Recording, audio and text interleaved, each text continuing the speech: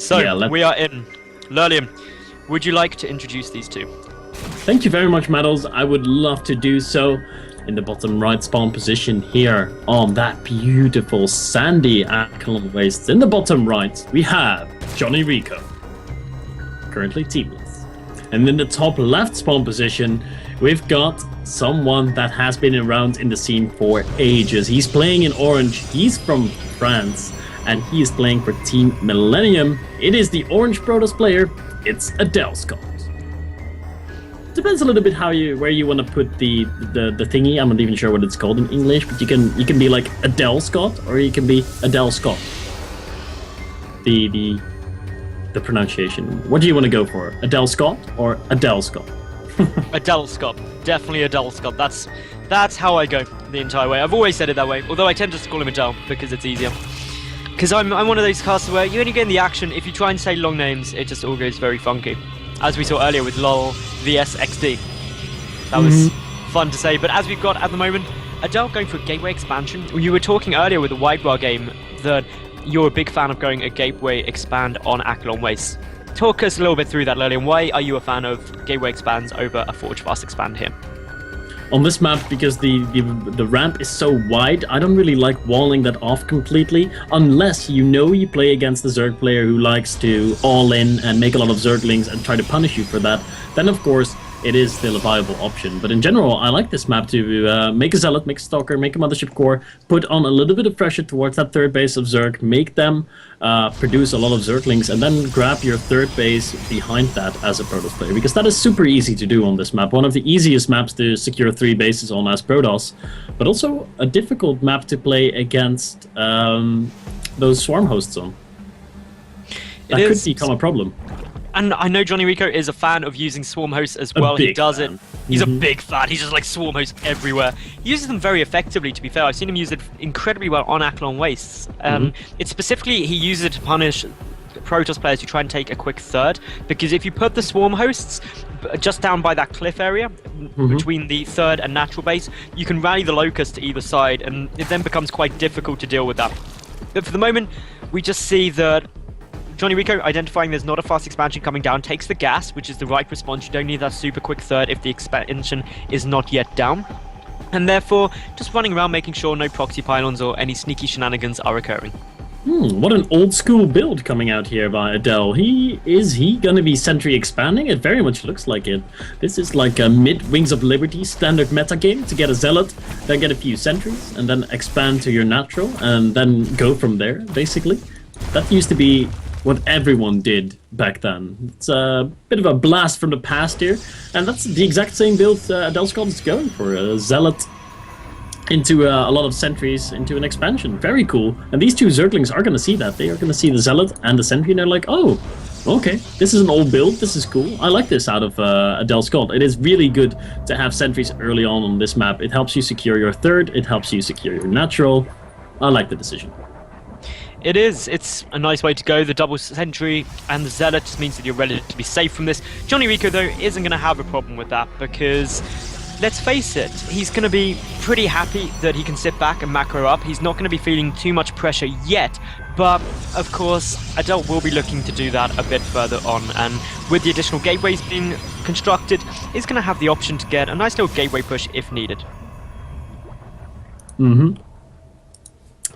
Yeah, that's weird. Okay, so 2 additional gateways, no Forge, no Robo, no Stargate. Very interesting. Has he seen that JonnyREcco does not have a third? No, he's not. He's seen absolutely nothing. And this is a very late third coming out of JonnyREcco here, who has grabbed himself gas and speed and some extra gas before he went ahead and took that third base. Zerglings now in production, 8 of them. Speed is on the way. Very defensive build here by JonnyREcco, getting such an early speed, such a late third, and such an early Roach Warren. Could this be for an aggressive option, or are these just the defensive Roaches to defend against that 4/5 gate that Adelscott is going to be rushing for? Most likely, just going to be for the defensive purposes. JonnyREcco is a macro-orientated player. He'll want to get to the late game almost certainly, and therefore we'll just get a few down to make sure that he is safe. He's spreading some creep quite nicely. The hallucinated Phoenix coming in here for Adel, getting a good read on what JonnyREcco's going, knows the third base timing, will see the Roach Warren, and that is, of course, an important thing to get a scout out of, because you know that's coming. You also see that the spawning pool isn't rippling at the moment, so speed is clearly done. I believe that's been revealed anyway, though, so nothing too crazy at the moment. Quite a few sentries are out on the field, so this is one of two things. Adel knocking out those rocks, say it's probably going to be a third, but it could also be for a little bit of pressure coming in. Yeah, he's got 4 gateways operational currently, warp gates I should say. He's got a 5th one that is now going to be morphing into a warp gate. The thing that makes me think Adelscott might not be going for a super heavy all-in here is that he has taken a 3rd and a 4th gas. So he's got a lot of gas coming in to be going for a 5-gate all-in. So I think he's going to be expanding and pressuring here. I could be completely wrong because he is adding on another gateway. His probe count is relatively low, so this could still be a 6-gate all-in, which it very much looks like it's going to be. Yeah, and the 6-gate all-in rather is a really nice build. It works very well. 6-base all-in, bro. Like, that's where the new meta is going to go. But this mothership core, the critical thing, does have enough energy for that mass recall, which is what makes this quite safe. Because if Rico does get this round, obviously the mass recall can be utilized and you can get back very safely. The 3rd is unlikely to be going down because there are those 2 speedlings there for Rico, so he keeps a good lookout. He knows that it's not going to be coming and that this is a big push, but we see the Roaches trying to get a good attack arc with some nice force fields being used there by the Protoss player, forces a lot of this out, but this is buying Rico time to pump more units. Yeah, this is definitely an all-in here. 6 gates are now operational, a 7th one is being added on, and the probe count is steadily increasing still. 2 workers being created every now and then, so Adel is investing a little bit in his economy. So if he does enough damage, he can fall back to a 3rd, get a robo, and play from there. But for now, he's looking to do more damage. The force fields go down, segregates 3 roaches from the army, but might end up losing a sentry. Yes, does lose a sentry there, and sentries are very important here. Always sentries are low on energy right now, so he's going to be able to do 1 more force field wall, and that's it. Those were 2 of his last 4 force fields.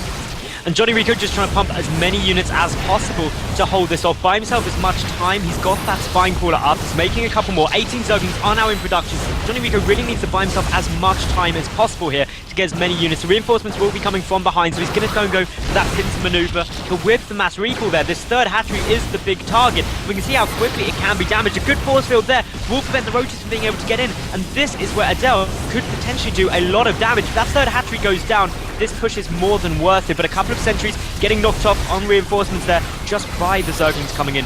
Lurlian, will the hatch fall? It doesn't even matter if the hatch will fall as much. I mean, there's just too much Protoss. JonnyREcco cannot get enough of an army together to deal with this. Adelscott hitting a very weird 2-base 5, 6, 7 gate timing. And JonnyREcco wasn't ready for this. He took a super late 3rd, expecting, I don't know, something out of Adelscott to come off of 1 or 2 bases super early on. And therefore he delayed his 3rd, and taking in such a late 3rd, he didn't have the drone saturation or the injects or the unit count to really be able to deal with this. JonnyREcco is going to stay in this game, but he is down by 20 supply. The army supply is 51 for JonnyREcco to 66 of Adelscott, and this is too big of a ball. It's too much. Far too many units here. Unfortunately, without that 3rd hatch as well, it is a big swinging point if you lose that 3rd, because obviously on equal basis with the Protoss, which is never going to be a nice position to be in, and therefore Adel could even walk back here and still be so far ahead. The worker count, 43 probes to 35 drones. That's why JonnyREcco hasn't been able to produce enough here. This game is all but over. 1 final hold because you want to try and really last for the last second, but I just don't see this ever working. And very well played by JonnyREcco. GGG. And game 1 goes to the Protoss.